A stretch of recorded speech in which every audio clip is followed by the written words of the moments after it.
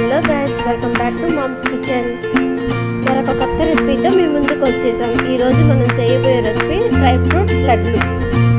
ఇప్పుడు రెసిపీలోకి కావాల్సిన ఇంగ్రీడియంట్స్ చూసాం.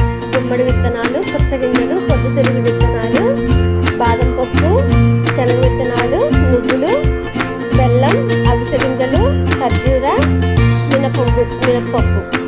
ముందుగా పొయ్యి మీద బాండి పెట్టుకొని గుమ్మడి విత్తనాలు వేసి వేయించుకోవాలి.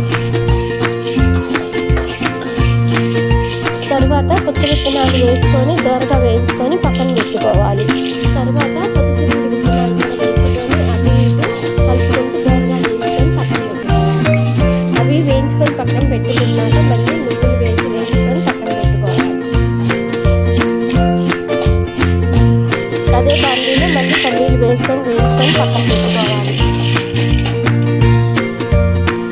అవన్నీ వేయించి పక్కన పెట్టుకున్నాక అదే బాండీలో ఒక కప్పు పచ్చిమిరపప్పు కూడా వేయించుకొని పక్కన పెట్టుకోవాలి. ముందుగా వేయించి పెట్టుకున్న బాదం పప్పుని ముక్కలుగా చేసుకొని మిక్సీ పట్టుకోవాలి.